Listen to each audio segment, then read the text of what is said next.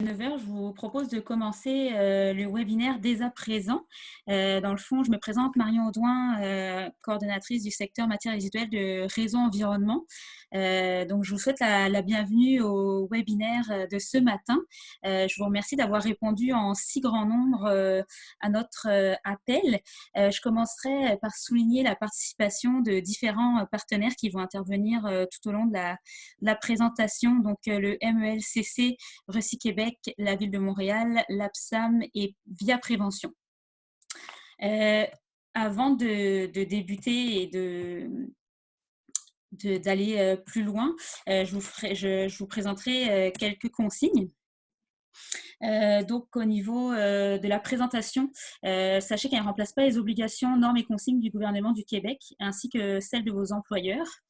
Également, étant donné que le nombre de participants, pour nous assurer que la connexion ne flanchera pas et qu'elle sera bonne pour tout le monde, on coupe automatiquement les micros et les écrans. Donc, si vous voulez poser des questions tout au long du webinaire, il est possible d'utiliser la fonction chat de Zoom. Donc, vous avez seulement à indiquer votre nom, votre organisation et la question. Je ne vous le cacherai pas qu'on n'aura probablement pas le temps de répondre à toutes les questions. Donc, sachez qu'on enregistre le webinaire et qu'il sera possible là, pour nous de répondre aux questions dans la mesure du possible et de vous envoyer un petit document la semaine prochaine. Vous recevrez également la semaine prochaine un enregistrement du webinaire ainsi que le support de présentation qui vous est proposé aujourd'hui.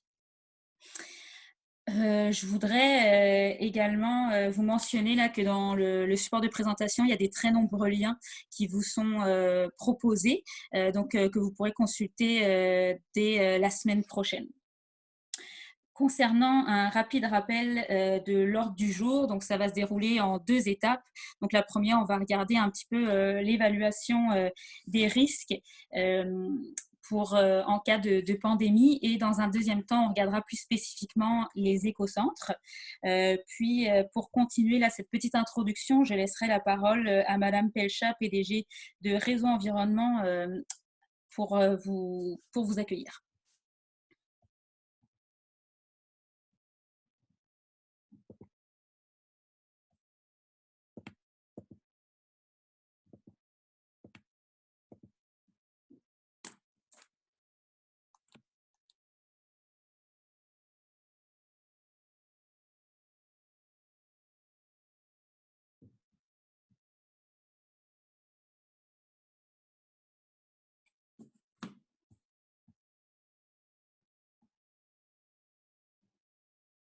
Alors, la parole est à vous, Christiane. Voilà. Je peux pas. Bonjour Christiane, est-ce qu'on vous entend? Christiane, si tu veux, tu as juste à parler dans l'appel de conférence. C'est bon, c'est activé. Ah bon, d'accord, merci.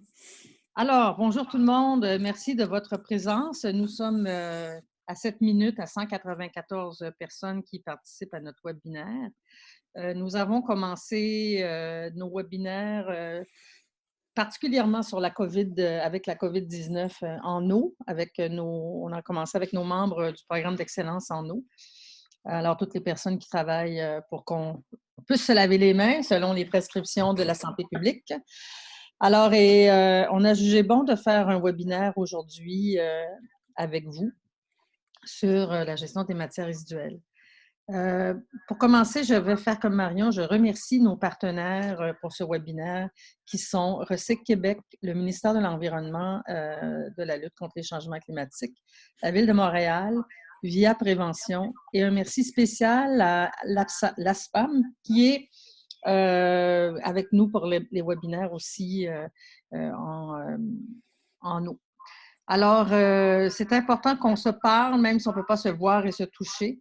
Déjà, on voit que tout le monde dans le secteur de l'environnement et comme dans le secteur de l'environnement, mais aussi en matière résiduelle, vous avez démontré votre agilité et votre facilité à vous adapter. Alors, il faut continuer. On n'est pas sorti de l'auberge, comme on dit, mais je pense que les gens ne réalisent pas toujours que le secteur de l'environnement est aussi un service essentiel. Il faut souvent des grèves pour s'en apercevoir, mais si dans une situation de pandémie aussi extraordinaire que celle qu'on vit, s'il n'y avait personne pour ramasser nos déchets, nos matières recyclables et voir à l'eau la qualité de notre eau, ben, on serait bien mal pris. Alors, sur ce, je vous laisse entre bonnes mains et on attend vos suggestions et vos commentaires après ce webinaire. Merci beaucoup. Merci à toute l'équipe et à notre secteur matières résiduelles et à nos bénévoles de notre secteur. Merci. Merci, Christiane. Sans plus tarder, je passerai aux objectifs là, rapidement du webinaire. Sachez que dans le fond, ils sont assez simples, c'est-à-dire qu'ils sont de vous informer, d'échanger sur les bonnes pratiques et de collaborer. Donc, sans plus tarder, je vais continuer et je vais, entre guillemets, surfer là, sur ce que Christiane vient de vous dire. Dans le fond, juste pour vous mentionner là, qu'on a noté là, que depuis le début de la pandémie que le secteur des matières résiduelles était un secteur qui avait su s'adapter tout au long des dernières semaines, autant au niveau de la réponse des citoyens, de l'adaptation des pratiques ou autres. Et on a aussi noté que vous pouviez rencontrer des enjeux. Donc, sachez que Réseau Environnement effectue un suivi hebdomadaire avec le gouvernement via le ministère de l'Économie et de l'Innovation. On a déjà mentionné là au ministère différentes problématiques là, que vous voyez à l'écran présentement. Sachez qu'on continue à le faire et, pour les prochaines semaines. Donc, si vous voulez soumettre des enjeux qui sont d'intérêt, vous pouvez... si mon parole est fermé, ça j'entendrai pas. Vous pouvez transmettre, oui. vous pouvez transmettre vos enjeux par courriel. Donc, mon adresse s'affiche présentement à l'écran. Puis, sans plus tarder, dans le fond, je passerai à notre première partie, notre grande thématique. Dans le fond, qui est l'évaluation des risques en temps de pandémie. Comme on le disait, donc le secteur s'est adapté en se basant bien sûr sur l'évaluation des risques. Donc pour cette première grande section, j'aimerais que nous discutions dans un premier temps avec Sophie Langlois-Blouin, vice-présidente performance des opérations chez Recyc Québec pour un volet plus général. Puis après ça, on discutera avec Daniel Ukuala du MELCC pour une section plus spécifique sur les matières organiques et les matières résiduelles fertilisantes. Donc, tout d'abord, Sophie, bonjour et merci d'être présente. Est-ce que déjà tu m'entends? J'entends très bien. Parfait. Donc, bienvenue parmi nous. J'aurais, avant de passer là aux questions que les gens pourraient avoir, j'aimerais te poser une première question qui serait la suivante. Étant donné que le secteur des matières résiduelles est un service essentiel, le secteur devait s'adapter. Est-ce que tu pourrais nous indiquer un petit peu comment ça s'est fait et sur quel niveau de risque aussi ça s'est fait? Donc, peut-être nous faire un petit rappel de ce qui s'est passé et ce qui s'en vient aussi. Parfait. Merci beaucoup, Marion, puis merci à Réseau Environnement pour l'organisation du webinaire. Je vois la popularité, là, 218 participants, donc c'est super intéressant de se parler ce matin. Recyc Québec, on travaille depuis déjà quelques semaines avec nos partenaires et nos collègues de différents ministères au sein du gouvernement du Québec là, pour appuyer à la fois les municipalités, les entreprises, les citoyens pour bien gérer leurs matières résiduelles dans le contexte actuel de pandémie qui a évolué très rapidement, je vous le rappelle, là, entre le 13 mars et aujourd'hui, là, il y a eu beaucoup d'évolutions. Donc, au tout début, on connaissait peu, on avait peu d'informations sur le virus en tant que tel et quand il a commencé à avoir des consignes aux citoyens sur rester à la maison, le Québec était sur pause également, on a jugé nécessaire de diffuser des consignes aux citoyens, mais aussi pour les différents intervenants pour les appuyer dans la poursuite de leurs opérations. Parce que, comme tu le mentionnes, la gestion des matières résiduelles fait partie des services essentiels. Donc, on a travaillé Recyc Québec avec nos collègues du ministère de l'Environnement, du ministère des Affaires municipales, la sécurité publique également, et avec les autorités compétentes, là, donc du ministère de la Santé et de la Santé et Sécurité au travail, pour, évaluer les risques. Donc, ce qu'on a fait essentiellement, c'est qu'on leur a partagé comment se faisaient les opérations. Ils ont quand même une connaissance là, des opérations de certaines installations dont les centres de tri. Et avec les connaissances qu'eux y avaient et la connaissance des opérations de terrain, on a été capable d'arriver avec des recommandations qui ont été diffusées sur notre site Internet, sur le site Internet du ministère de l'Environnement également. Je vous invite à les consulter si vous ne les avez pas vues. Il y a eu une diffusion notamment de messages aux citoyens. Là, plusieurs municipalités ont repris les conseils, je l'ai vu, là, donc notamment de limiter les déplacements et d'éviter de mettre dans les bacs de récupération, les bacs de matière organique, là, tout ce qui est mouchoirs, lingettes, masques, souliers. Et évidemment, là, la consigne qui est importante également de ne pas mettre les lingettes dans les réseaux d'aqueduc parce que ça peut causer des impacts. Donc, il y a des recommandations qui ont été formulées pour différents intervenants, donc les citoyens, les détaillants également avec le retour des contenants consignés, les opérateurs de centres de tri, les organismes municipaux qui sont en charge des collectes, les entreprises de collecte. Et ce qui a été ajouté cette semaine, c'est nouveau de mercredi, des consignes spécifiques pour les gestionnaires d'écocentres. Donc, c'est en lien avec ce qui vous est présenté plus tard dans le webinaire. Et également les opérateurs de centres de tri de résidus de construction, rénovation et démolition. Parce qu'on le sait, les chantiers de construction résidentielle ont redémarré. Donc, c'est nécessaire que la chaîne soit en place. Donc, c'est pour ça qu'on a ajouté des consignes à ce niveau-là. Et on a vu là, au courant de la semaine, plusieurs municipalités ou organismes municipaux ont annoncé la réouverture de leurs écocentres ou la collecte des encombrants, la reprise de la collecte des encombrants. Justement, j'aurais une question pour toi concernant c'est la collecte des encombrants. Elle nous vient de la MRC des Pays d'en haut. Ils ont pris la décision de suspendre justement cette collecte des encombrants parce qu'ils avaient 2 entrepreneurs sur 3 là, qui les avaient informés qu'ils ne feraient pas cette collecte. Dans le fond, la MRC voudrait savoir si le ministère au Recyc-Québec avait émis une directive claire concernant la collecte des encombrants. Oui, effectivement, dans le fond, à la fois le ministère des Affaires municipales et Recyc-Québec, mercredi, on a envoyé une information comme de quoi les écocentres et les collectes d'encombrants étaient maintenant jugés comme des services essentiels. Donc, les municipalités c'est sûr qu'il faut s'adapter au contexte. Là. On ne peut pas faire du mur à mur. Dans certains cas, ça peut être difficile, il faut s'adapter au contexte. Là. Mais l'INSPQ, aussi l'Institut national de santé publique, a diffusé une directive assez détaillée pour les travailleurs de notre secteur d'activité, là, notamment pour les entreprises de collecte où il y a un binôme de travail. Là, donc, il y a 2 personnes qui sont dans la collecte des encombrants, c'est souvent le cas.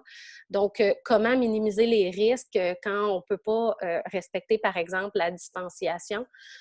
Donc, ça, c'est de l'information qui est disponible pour les entreprises aussi pour adapter leurs pratiques.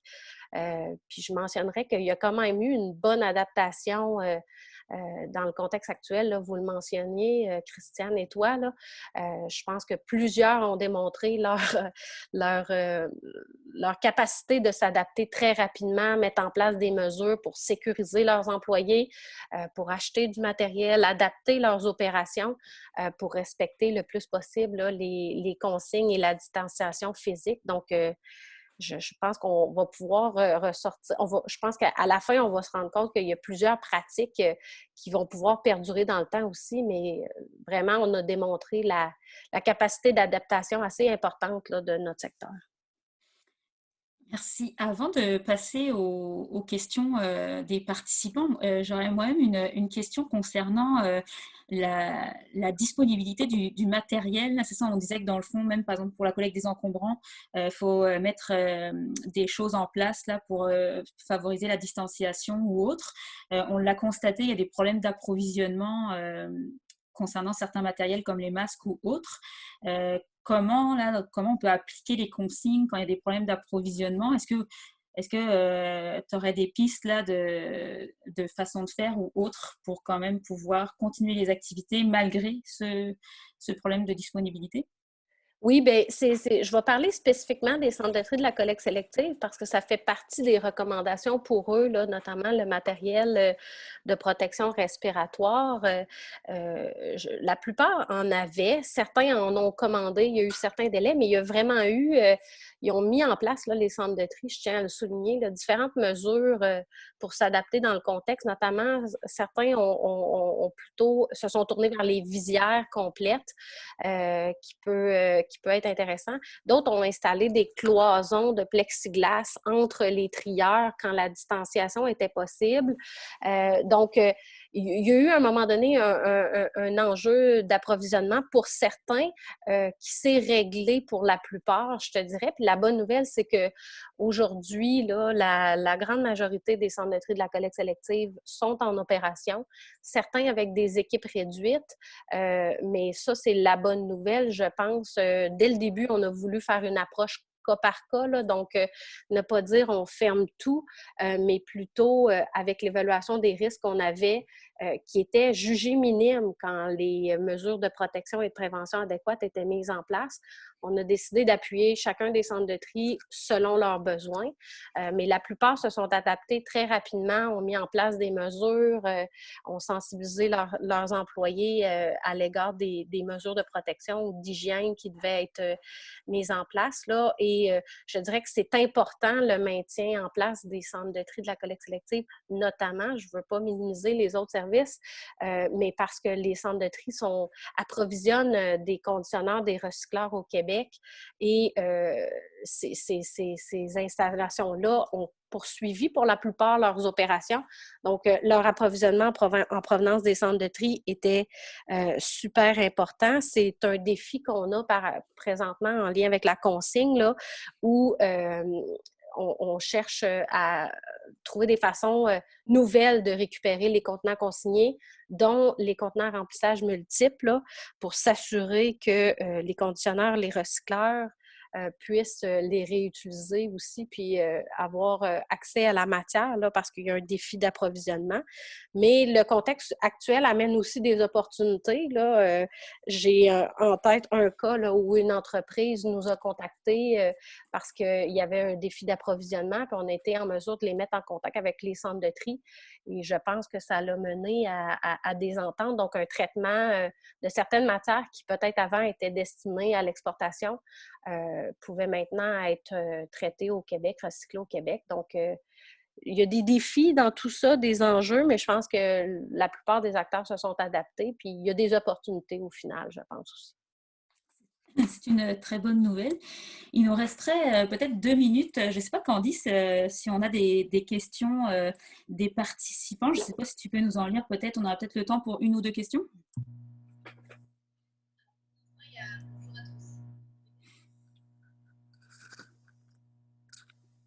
Est-ce qu'on a, Michel Laforêt, l'appareil, est-ce qu'on a une idée du taux d'infection, de la pénétration en quelque sorte du coronavirus chez les travailleurs, chez les trieurs des centres de tri?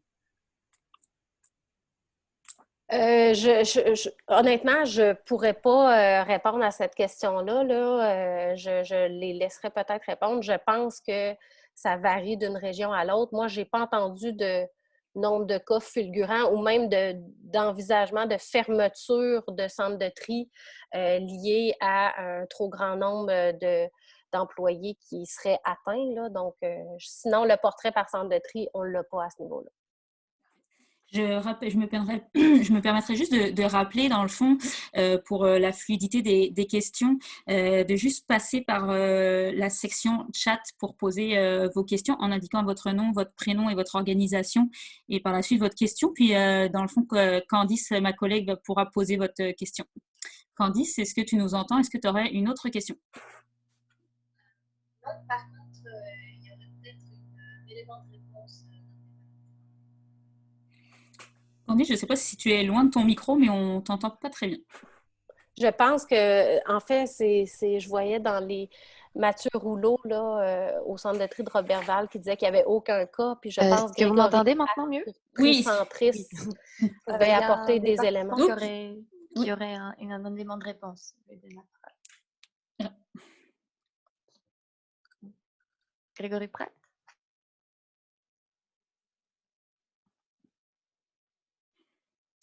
Grégory, est-ce que vous nous entendez?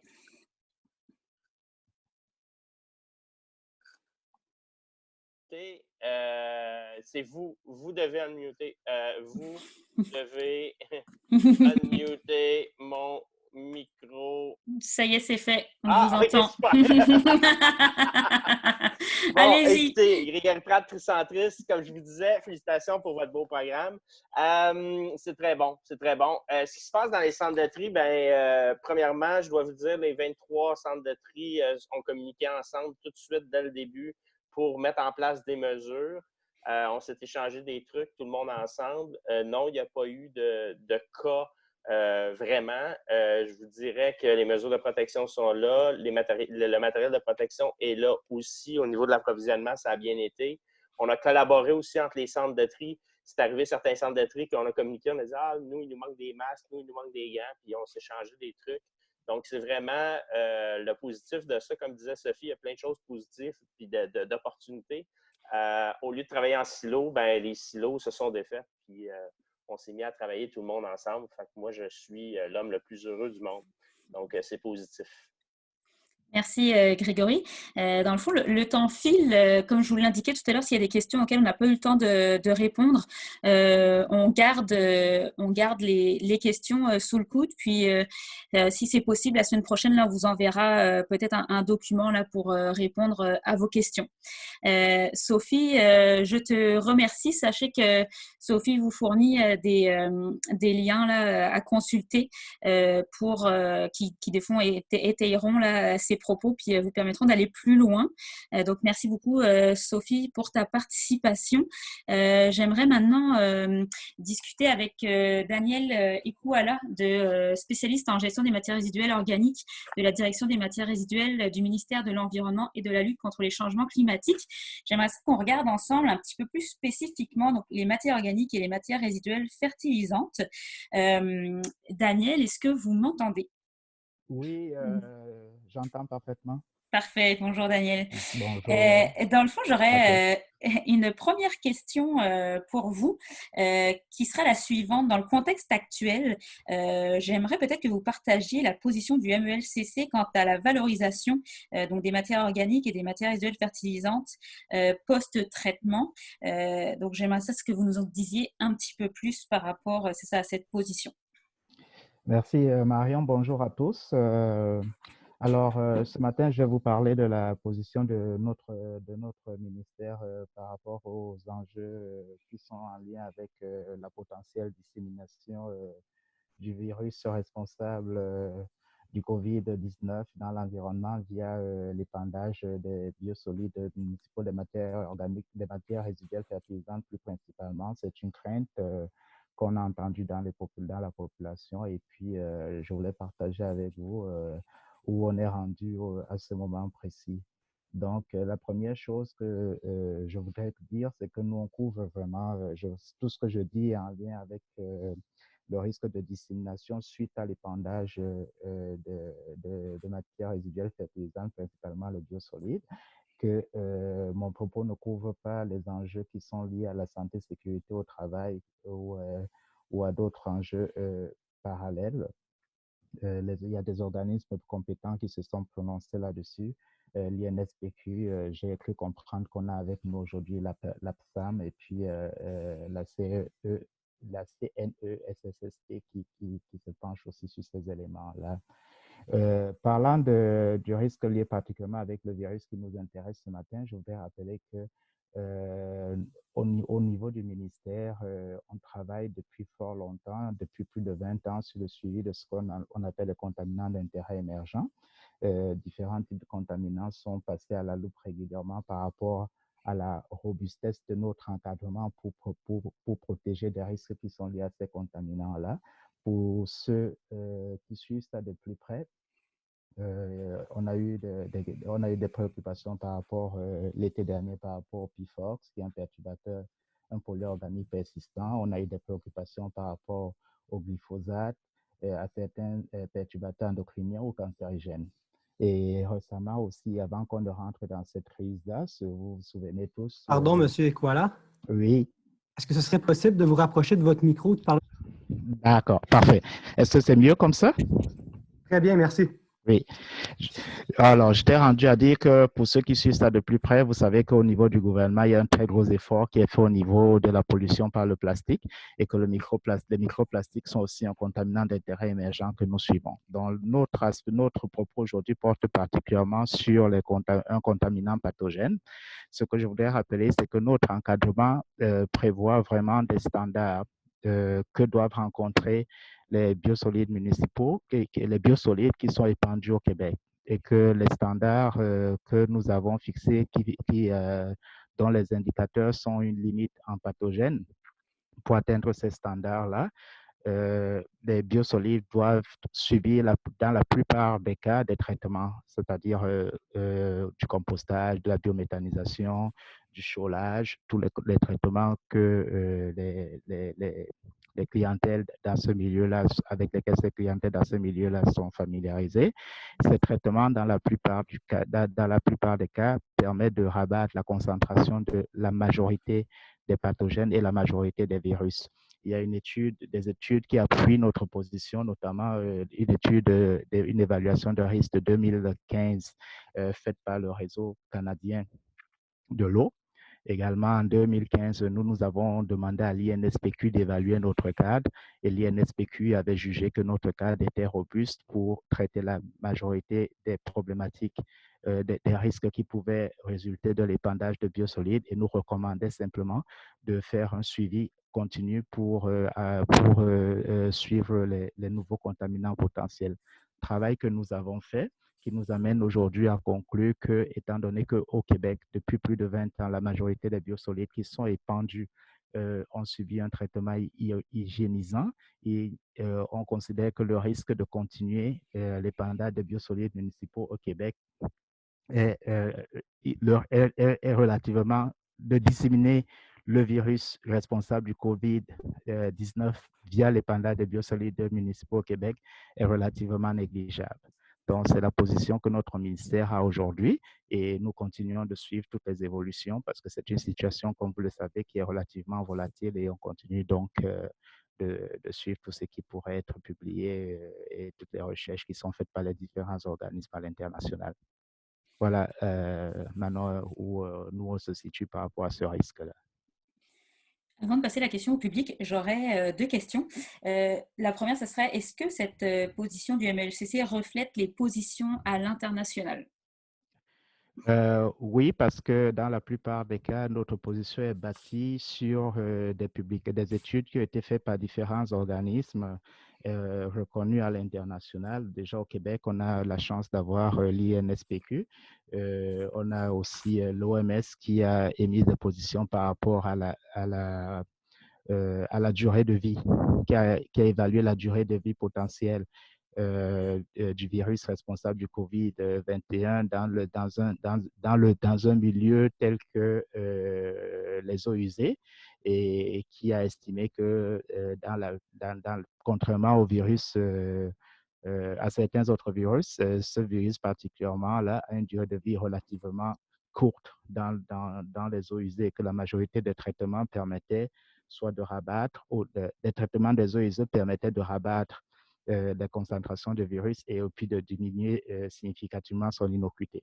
Donc, on s'appuie sur ce que plusieurs organismes à l'international ont émis comme conclusion, mais on l'adapte à notre contexte spécifique du Québec. Parfait. Et ma deuxième question, on a beaucoup parlé pour l'instant, depuis qu'on a commencé à discuter ensemble, des matières résiduelles fertilisantes et des biosolides. Je voulais savoir ce qu'il en était des matières là, qui sortent de technologies comme le compostage ou la biométhanisation. Est-ce que les extrants de ces technologies sont sécuritaires au même titre que les biosolides?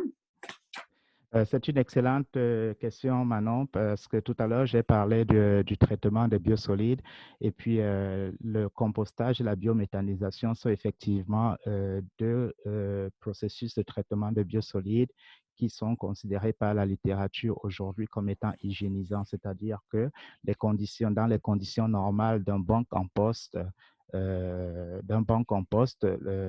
majorité des virus ne résisteront pas au processus du compostage et leur innocuité sera significativement diminuée.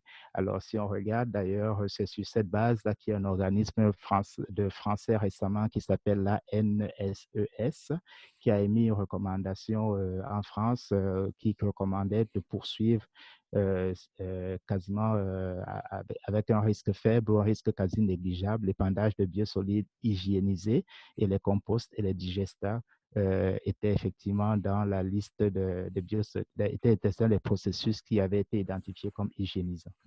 Mais il y en a plein d'autres. C'est la raison pour laquelle je parlais aussi du traitement des biosolides à la chaux, par exemple, ou le traitement acide ou le séchage, qui sont des processus qui sont des processus de traitement des biosolides qui conduisent aussi à une hygiénisation de la matière préalablement à son épandage. Parfait. Candice, on aura quelques minutes peut-être pour une ou deux questions. Est-ce que tu as reçu des questions via le chat? Non, il y a une question qui a été répondue via le chat. Nous n'avons pas de questions actuellement. Parfait. Moi, dans ce cas-là, j'aurais peut-être une dernière question. Il y a certaines plateformes de compost ou des municipalités là, qui peuvent offrir du compost à leurs citoyens ou bien vendre du compost en sac. Qu'en est-il de ces pratiques en temps de pandémie? C'est encore une très, très bonne question parce que là, on touche les préoccupations du grand public. Et notre position, c'est, comme je l'ai dit tout à l'heure, c'est que le compostage est un processus qui contribue à l'hygiénisation de la matière, telle que soit la matière qui va être compostée. Il y a une hygiénisation. Il est aussi très important de ramener ça à notre contexte spécifique québécois dans lequel toute matière qui va être épandue au Québec il y a des limites de concentration de pathogènes à atteindre. Donc, il y a des indicateurs préalables que la matière il y a des teneurs en pathogènes que cette matière-là doit rencontrer. Il y a un critère de qualité environnementale de la matière qui est fixé par notre réglementation. Et si je continue avec ça, c'est que la beauté de notre système, c'est aussi qu'il n'y a pas de matière qui peut être vendue au Québec comme fertilisant, c'est-à-dire engrais ou amendement, sans avoir suivi le processus d'évaluation du risque environnemental et agronomique par l'Agence canadienne d'inspection des aliments. Donc, on voit que quand nous, on ramène les conclusions à notre contexte québécois, il faut qu'on tienne compte de notre encadrement, il faut qu'on tienne compte de ce que nous dit la science, mais on tient aussi compte du niveau d'encadrement que nous avons par rapport à ces matières-là, ce qui nous amène à considérer que les composts potentiels qui vont être distribués par les municipalités ont subi les matières qui vont être distribuées par les municipalités ont été compostées correctement parce que ces matières, ces plateformes de compostage municipales, là déjà, sont dans la plupart des cas soumises à une autorisation ministérielle, c'est-à-dire que l'évaluation, il y a une autorisation du ministère basée sur l'évaluation de leur processus de compostage, de la qualité des intrants et la qualité qui garantit aussi une certaine qualité des extrants de ce procédé-là. Voilà. Parfait, merci. Au même titre que Sophie, vous nous avez fourni des documents en lien avec les matières organiques et les matières résiduelles fertilisantes dont vous nous en avez parlé certaines. Donc, dans le fond, ils sont à disposition là, des participants. Ça faisait le tour de notre première section sur l'évaluation des risques. Merci beaucoup, Sophie. Merci beaucoup, Daniel. Je vous propose de poursuivre avec la deuxième section, donc, qui est sur la gestion des écocentres. On l'a vu, certains ont continué leur activité, d'autres les reprennent petit à petit. Cette semaine, Recy Québec a annoncé là, que les écocentres étaient considérés comme des sites prioritaires. Donc, j'aimerais ça qu'on en discute aujourd'hui. Je vous propose qu'on fasse cette discussion en deux étapes. Donc, la première étape, ce serait une étude de cas de la ville de Montréal qui vous serait présentée par Paula Hura, chef de division de la collecte transport et traitement des matières résiduelles, qui sera accompagnée par Valérie Dubois, agente de recherche. Puis par la suite, on aurait une période de questions-réponses, toujours avec Paula et Valérie. Et à ces deux personnes s'ajouteraient Hélène et Julie. Donc Hélène Guénette, conseillère en prévention de l'Association paritaire pour la santé et la sécurité du travail, secteur affaires municipales, et Julie Herbourg, conseillère en prévention également pour Via Prévention. Donc pour débuter, je laisserai la parole à Paula pour qu'elle nous fasse dans le fond la présentation un petit peu de ce qui s'est fait dans le contexte de la ville de Montréal concernant les écocentres. Paula, est-ce que vous m'entendez? Je vous entends bien. Bonjour. Vous m'entendez? Oui, c'est parfait. Vous pouvez, OK, merci. vous pouvez On a démarrer. toujours une petite anxiété devant les écrans comme ça. Donc, exact. Donc, oui, donc je peux faire un portrait très rapide de ce qu'on a fait à la Ville de Montréal. Je suis désolée, on n'a pas eu le temps d'envoyer quelque chose à l'écrit, mais au besoin, ça va nous faire plaisir d'envoyer plus de précisions par la suite. Donc, pour le contexte, le réseau des écocentres à la Ville de Montréal, c'est 7 écocentres. En temps normal, disons, si on se base sur les données de 2018, c'est à peu près autour de 85 000 tonnes qui transitent par les écocentres, et l'achalandage, c'est au-delà de 280 000 visites annuellement. Donc, c'est un peu l'ampleur du réseau des écocentres. Le fonctionnement dans nos écocentres, puis le fonctionnement en temps normal, donc, on donne à contrat à une OBNL la gestion des écocentres. Donc, les employés qui se trouvent au quotidien dans chacun des écocentres, c'est des employés d'une OBNL qui s'assure de faire respecter toutes les consignes par les citoyens et de faire le lien avec les transporteurs qui, eux, viennent chercher les matières et les envoient vers nos sites de traitement. On a aussi nos employés villes qui vont faire les vérifications dans chacun des écocentres, mais c'est un nombre limité. On est à peu près à 3 préposés à la gestion des matières résiduelles qui font ces vérifications-là. En temps normal, c'est des vérifications, encore une fois, là, les mesures de santé et sécurité, les questions de respect des clauses contractuelles, des choses comme ça. Et on a aussi des professionnels au bureau qui font les suivis aux besoins. Donc, c'est un peu en temps normal la façon dont ça fonctionne. Quand la crise s'est déployée devant nous, il y a eu évidemment beaucoup de questions qui se sont posées. Une des activités dont on a rapidement vu un peu les préoccupations se soulever étaient les écocentres. La raison essentiellement pourquoi la Ville de Montréal, on a décidé de maintenir les écocentres ouverts, parce qu'on se remet en contexte il y a comme 4 semaines, là, ce qui semble une éternité, mais quand même, on laissait quand même, dans les directives des alignements du gouvernement de Recyc-Québec, on laissait quand même une ouverture à ce que, on ne disait pas spécifiquement les écocentres doivent demeurer ouverts. On laissait une espèce de flexibilité aux municipalités de voir comment, dans l'ensemble de leur gestion, ça venait cadrer.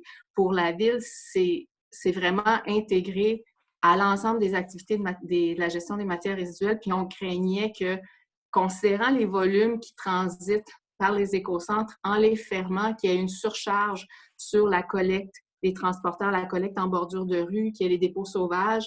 Donc, ça déséquilibre un peu le tout. L'autre élément qu'on a considéré, c'est qu'à mesure où on avançait, qu'on était confronté devant des préoccupations, les enjeux, on trouvait toujours des solutions. Je ne dis pas ici qu'on a trouvé les meilleures solutions, mais on était assez confortable à chaque fois de continuer à faire travailler les gens dans ce contexte-là. C'était vraiment notre préoccupation première. Excusez-moi. Donc, une autre donnée un peu factuelle, on a vu dans l'achalandage, on a vu au mois de mars, parce que le point, à partir du 14 mars, on va dire, là, il y a vraiment eu les directives qui sont sorties. Donc, pour le mois de mars, on a vu une réduction de 20 % de l'achalandage. Pour le mois d'avril, c'est une réduction de 50 % de l'achalandage. C'est des chiffres préliminaires qu'on a sortis rapidement, mais c'est pour donner une idée. Les enjeux qu'on a identifiés rapidement pour les écocentres, c'était tout d'abord les contraintes liées aux exigences de mesures de distanciation. À l'intérieur des écocentres, il y a des écocentres qui sont un peu plus modernes, il y en a qui datent, donc la configuration des espaces partagés par les employés, qui sont là, des fois permettaient pas ou permettaient un peu plus difficilement la distanciation. Il y a aussi un autre enjeu, c'est l'utilisation des écocentres par les citoyens pour des dispositions sans jugement là-dessus, mais qu'on considérait non prioritaires dans le contexte. Puis là, on se ramène aussi, il y a quelques semaines, on avait des citoyens qui devaient être en confinement parce qu'ils revenaient de voyage, par exemple, mais pour eux, ils ne faisaient pas le lien entre le confinement et le fait qu'on ne pouvait pas se présenter à un écocentre pour aller porter tous ces pots de peinture. Et ça a augmenté très, très rapidement le niveau d'anxiété chez les employés. On n'est plus dans ce contexte-là, mais quand même, il y avait ça. Il y a la modulation de l'achalandage qui est difficile. En fait, ça, c'est une réalité qu'on vit à Montréal tout le temps, surtout en saison estivale. Un mardi après-midi, ça peut aller très, très bien. Un samedi, quand il fait beau, on vit des pics et c'est là que les problèmes surviennent, des pics d'achalandage, donc avec aussi les humeurs qui viennent avec ça, le niveau de gestion qui est plus complexifié. Un autre élément qui était aussi un de nos enjeux au début, c'est la fatigue sur le terrain des employés. Les employés, puis on l'a vu, on le voyait très bien, c'est que l'effet de préoccupation faisait en sorte que ça exacerbait une espèce de fatigue émotive, intellectuelle, puis il fallait l'adresser ça aussi. Puis, on anticipait aussi une pression accrue parce que là, nous, notre grosse saison pour les écocentres, elle commence maintenant. Et ça, c'était un peu le portrait de ce à quoi on se confrontait. On a les choses qu'on a mises en place. Puis j'essayais de catégoriser un peu là, pour transmettre rapidement ce qu'on a fait. En gros, il y a eu du travail de partenariat qui a beaucoup été fait avec gestionnaires des écocentres, donc les responsables de l'OBNL. Il y a eu beaucoup de communication, puis là, je vais détailler certaines choses. On a les mesures de distanciation aussi, je vais les détailler. On a dû ajouter des employés, ce qui semble contre-intuitif quand on parle de distanciation, mais j'expliquerai pourquoi. La question du transfert de documents, ça aussi, on a dû prendre des mesures à cet effet-là.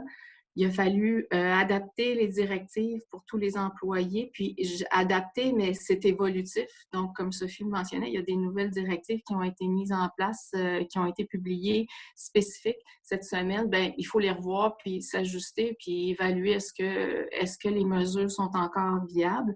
Et là, si j'y vais un petit peu plus en détail et très rapidement, en termes de communication, au début, il a été nécessaire de faire des points très rapides, là, de 30 minutes à tous les jours en appel-conférence avec les gestionnaires des OBNL, les responsables sur le terrain et la Ville de Montréal.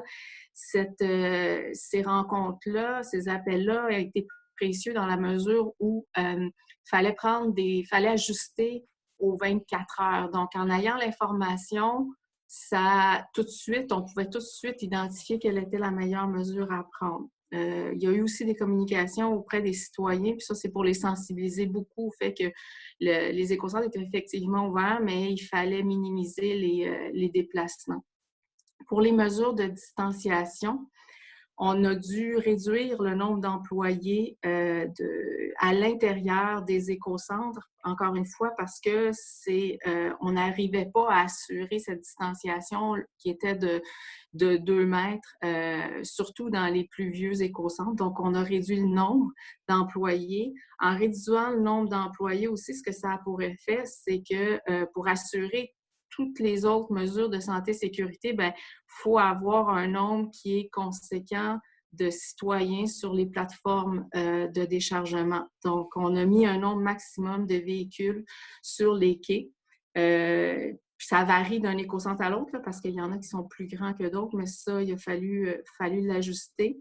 Pour la manipulation des matériaux à l'intérieur des écocentres, normalement, c'est les citoyens qui déchargent, mais il a fallu donner certaines directives en ce qui concerne les résidus dangereux domestiques, comme un seul citoyen à la fois qui décharge ses choses. L'employé ne peut pas s'approcher pour aller faire une vérification et un tri avant que le citoyen se déplace. Donc, ce genre de choses-là qui peut sembler être le gros bon sens, mais ça a dû être écrit dans une directive puis rappelé régulièrement.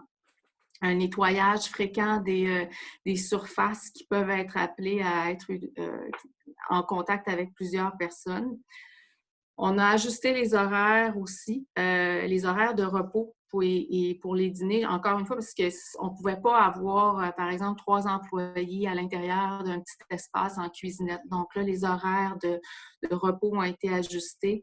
Des pancartes ont été ajoutées à l'extérieur de chacun des écocentres comme des points de rappel aux citoyens qui sont tous de bonne volonté, mais des fois, dans les comportements, et quand ça va vite, on ne réalise pas que, par exemple, c'était pas une bonne idée de venir décharger toutes ces matières avec toute la petite famille en arrière dans le véhicule. Donc, c'est le genre de choses qu'on a dû faire.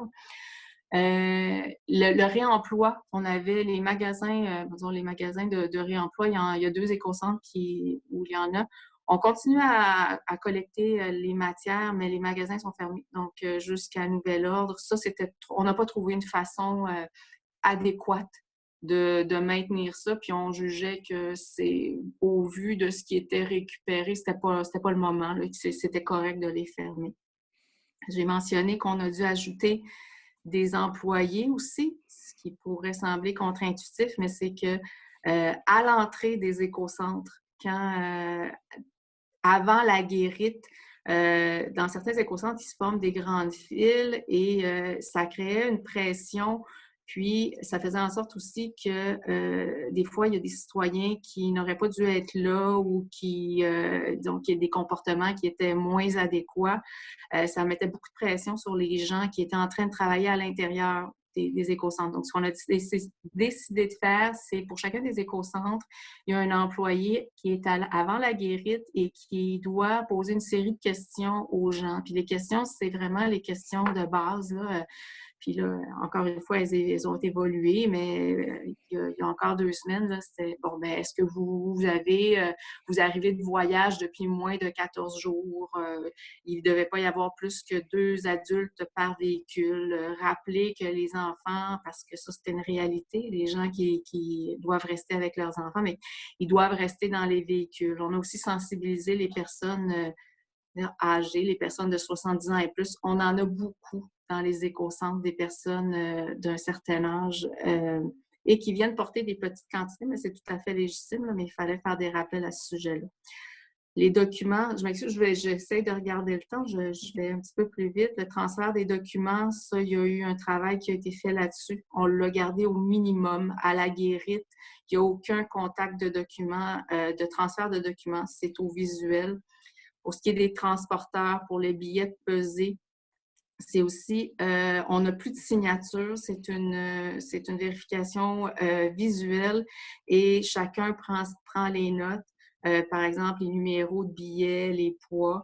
Pour le moment, on n'a pas trouvé une solution, on n'est pas rendu encore à l'ère très, très informatisée là, aux écocentres, donc ça, c'est plus laborieux. On va arriver avec des meilleures solutions, mais pour là, c'est ce qu'on a mis en place.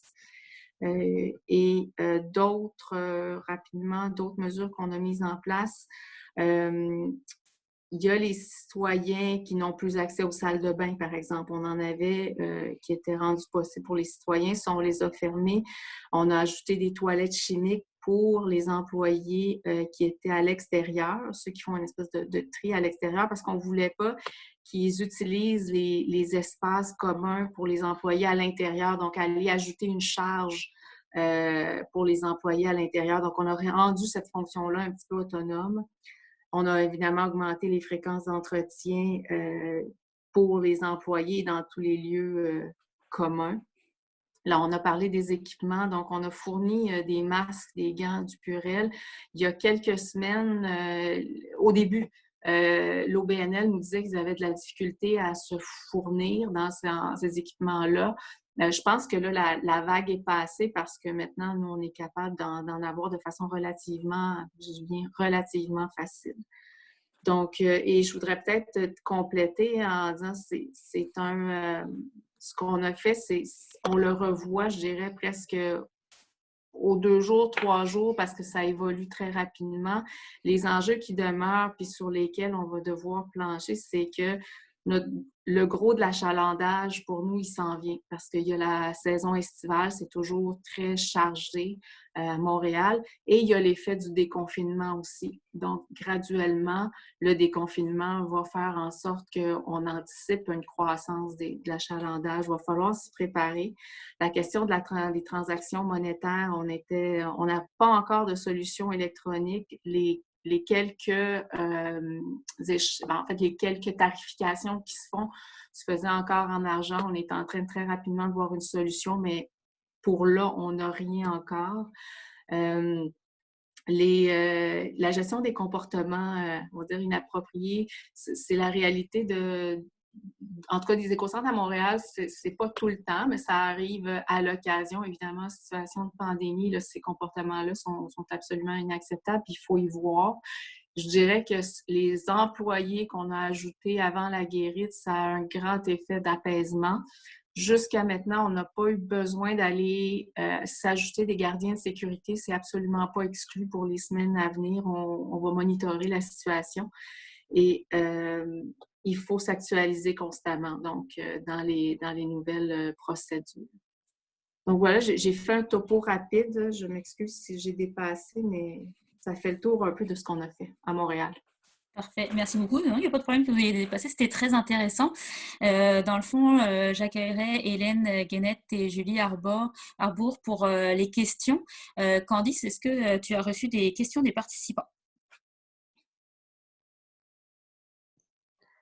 Oui, alors oui, effectivement, nous avons plusieurs questions. Je pense qu'on d'abord, nous allons laisser Hélène et Julie et ajouter des éléments de réponse et nous reviendrons sur les questions si nous avons du temps, mais sachez que tout vous sera envoyé par courriel dans le courant de la semaine prochaine si nous n'avons pas le temps de répondre à toutes les questions.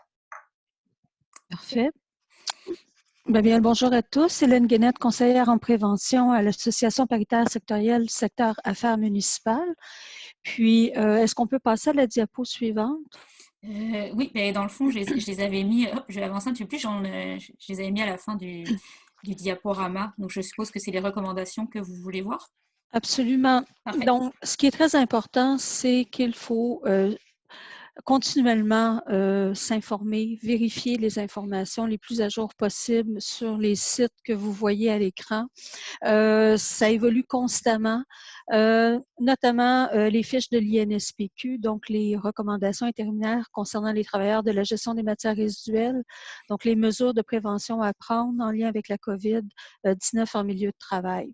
Donc, c'est très important de vérifier quotidiennement les informations qui y sont parce qu'on s'en va vers une immunité communautaire.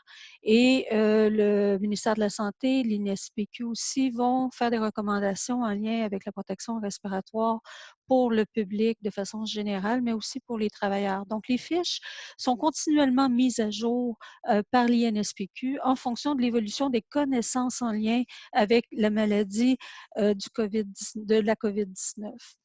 Donc, on vous a mis les hyperliens qui sont cliquables. Donc, quand le PowerPoint va être disponible, vous allez pouvoir cliquer sur ces hyperliens. À la diapo suivante, j'aimerais aussi vous amener sur la page COVID-19 de l'APSAM où on retrouve sur la première page un tableau des mises à jour. Donc, on vous tient de façon quotidienne à jour sur les nouveautés en lien avec les publications scientifiques et pertinentes pour le secteur des matières résiduelles, mais aussi pour le traitement des eaux usées, les spécifications pour les cols bleus. Il y a plusieurs fiches, notamment pour les chantiers de construction, pour les conducteurs de véhicules, etc., etc. Puis, on a une page qui est super intéressante, c'est la santé psychologique. Donc, je vous invite à la consulter. Puis, pour les gens du secteur municipal, n'hésitez pas à communiquer avec les conseillers en prévention de l'APSAM pour vous donner de l'information ou de l'assistance technique. Maintenant, je vais donner la parole à Julie qui va présenter les services de VIA Prévention. Puis ensuite, on pourra répondre à toutes les questions dans le temps qui nous est alloué. Merci Hélène. Oui, Julie Arbeau de Via Prévention. Nous, vous allez trouver notre lien vers notre site Internet où vous allez trouver un dossier spécial sur la COVID-19. Dans ce dossier spécial-là, vous allez trouver entre autres des fiches qu'on a fait par métier. C'est basé sur les recommandations de l'INSPQ. On les met à jour aussi. Vous allez trouver les dates de révision dans le bas des fiches. Entre autres, collecter sans virus pour les éboueurs et trier sans virus pour les centres de tri. Aussi au volant sans virus pour les conducteurs de véhicules plus en général. Je vous invite aussi à vous abonner à notre infolette qu'on fait présentement pour la période à chaque jeudi. Une fois par semaine, on le sort.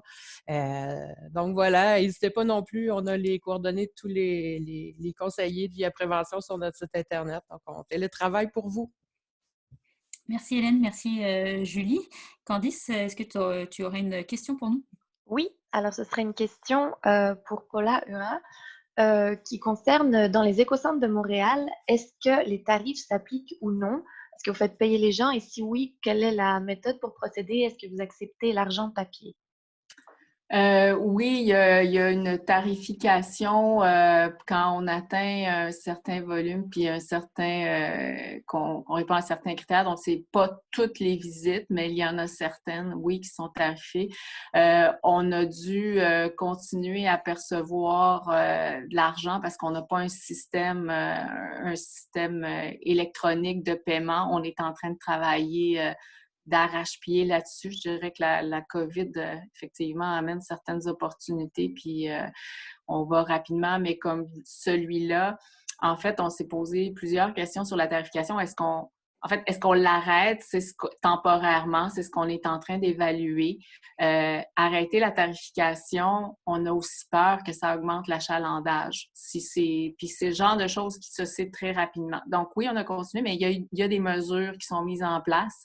Donc les gens à la guérite qui sont à ce poste-là ont des directives claires quant au changement des gants, à nettoyage des mains, les poubelles aussi après chaque disons, quart de travail. Il y a une directive quant à changement des poubelles parce qu'on ne veut pas avoir... en fait, dans ce lieu-là, il est très aseptisé chaque fois qu'un nouvel employé va là, puis le transfert monétaire avec les citoyens est vraiment au minimum, puis il y a toujours des questions de gants. C'est pas parfait, mais on a sous-pesé les enjeux, puis on en est là. Donc oui, mais c'est pas parfait, puis ça pourrait changer très rapidement aussi. Merci. Candice, est-ce qu'on aura une autre question? Absolument. Pour M.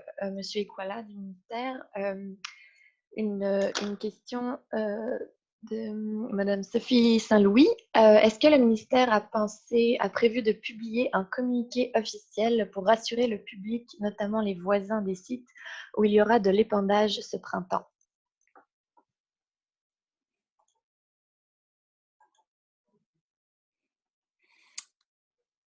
Est-ce qu'on a pensé autoriser, ouvrir le micro de Daniel? Oui, je suis en train d'essayer.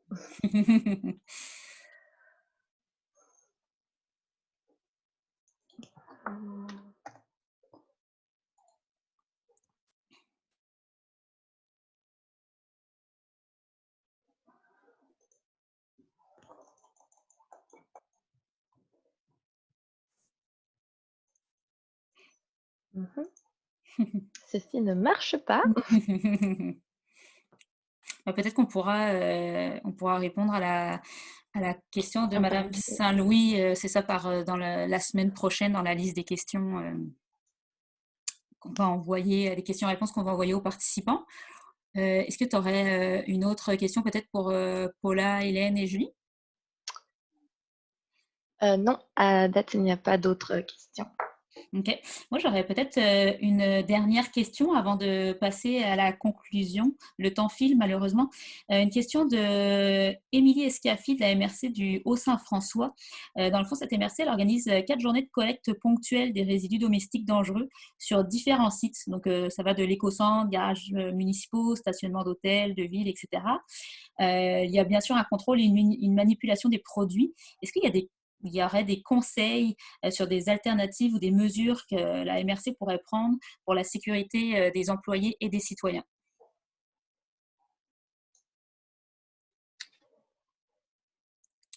Est-ce que c'était pour... Mais je pense que c'est pour vous trois, si vous avez des éléments de réponse, étant donné que c'est des points de collecte qui sont ponctuels. Est-ce qu'il y a des recommandations spécifiques?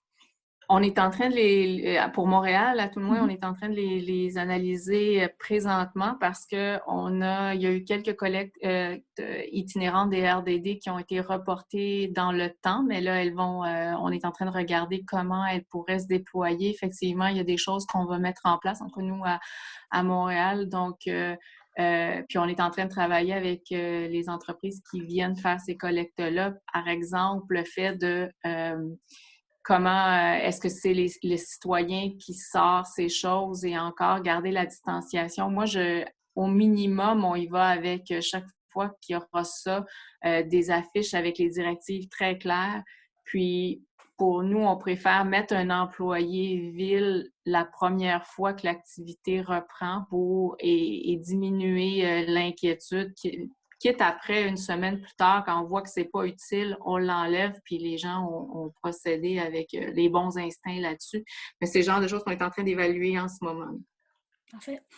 Hélène, Julie, est-ce que vous auriez des précisions pour des collectes qui pourraient être faites de façon temporaire sur une journée à des endroits qui ne sont pas forcément fermés ou autres, ou délimités là, comme un centre de tri, un écocentre? Est-ce qu'il y a des directives qui existent pour ça? Il faut suivre essentiellement les recommandations de l'INSPQ concernant la distanciation sociale. Tout est là, OK? Puis maintenir les bonnes pratiques là, en lien avec la récupération des matières dangereuses comme ça, de base. Donc, c'est essentiellement ça. Parfait, merci.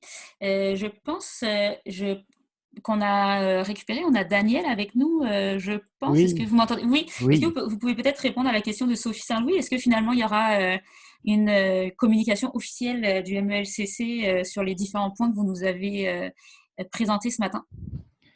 Alors, pour le moment, ce que je peux vous dire, c'est que le ministère n'a pas, on n'a pas pris ou statué sur la nécessité de faire une publication at large. On a eu des questions de différents niveaux, de ce que l'on appelle des questions médias, des questions du public auxquelles on a directement répondu.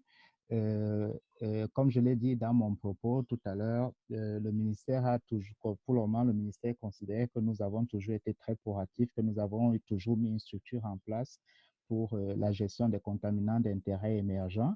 Il y a une situation singulière que nous reconnaissons et nous évaluons toujours la nécessité d'émettre un communiqué.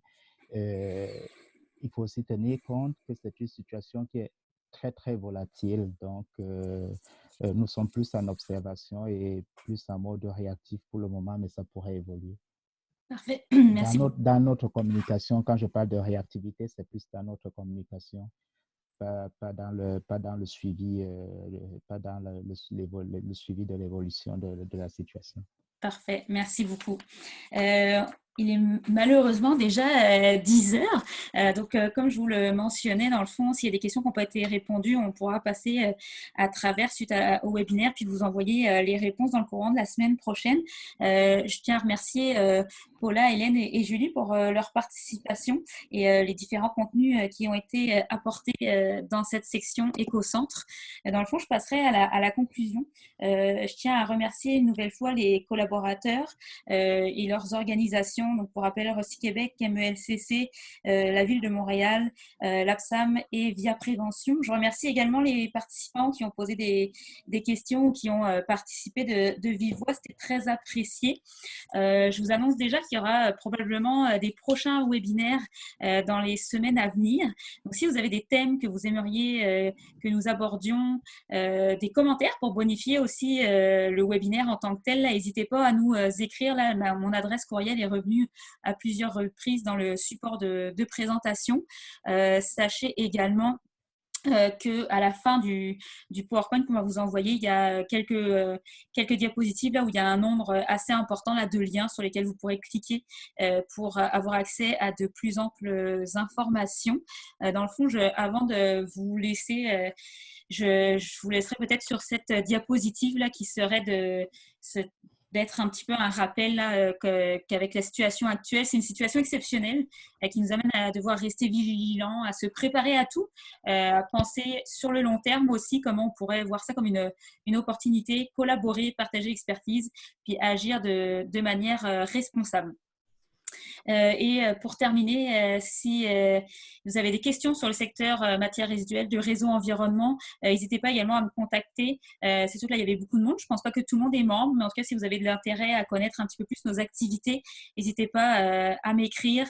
Pour rappel, là, on fait de la veille réglementaire, on fait de la veille aussi de toute l'actualité. On a des comités techniques, on a le programme également GMR Pro pour les organisations municipales en partenariat avec Recy Québec. Donc, n'hésitez pas à me contacter pour avoir un petit peu plus d'informations. Ça me fera plaisir de discuter avec vous.